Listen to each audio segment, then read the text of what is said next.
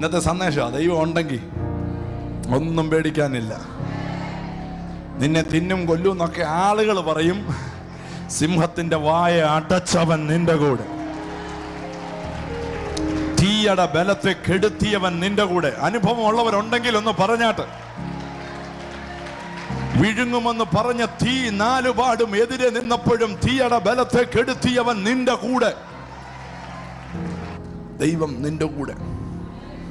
സക്രിയ പ്രവചനത്തിലേക്കൊക്കെ വരുമ്പോൾ ഈ ദൈവം, ബൈബിൾ പറയുന്നു, നിനക്ക് ചുറ്റും അവൻ തീ മതിലായി നിൽക്കുക. ആ സംരക്ഷണം അല്ലേ.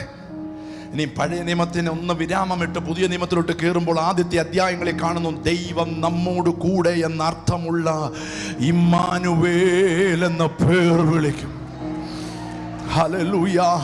ഇന്ന് പകലിൽ നിങ്ങൾ ആരാധിക്കുന്ന ദൈവം, മറ്റൊന്നിന്റെ കാര്യമൊന്നും എനിക്കറിയത്തില്ല, നിങ്ങൾ ആരാധിക്കുന്ന ദൈവം ഏതെങ്കിലും മലമുകളിൽ കയറി പേടിച്ചൊളിച്ചിരിക്കുകയല്ല. യേശുവേന്ന് വിളിക്കുമ്പം നിന്റെ കൂടെ ഇറങ്ങി വരാൻ കഴിയുന്നവൻ.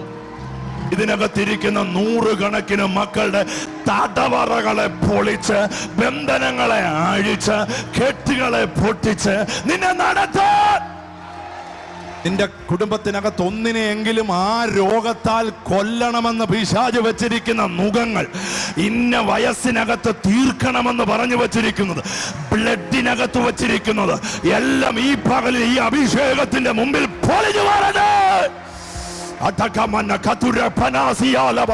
ഈ മുമ്പ് തൊട്ട് പുറകെ വരെ ഇരിക്കുന്നവരുടെ മേൽ ഇന്ന് പകല അഭിഷേകത്തിന്റെ പകർച്ച ചലിക്കുമ്പോൾ കുടുംബങ്ങൾ വിടുവിക്കപ്പെടുന്നു, വ്യക്തികൾ വിടുവിക്കപ്പെടുന്നു, തലമുറകൾ വിടുവിക്കപ്പെടുന്നു.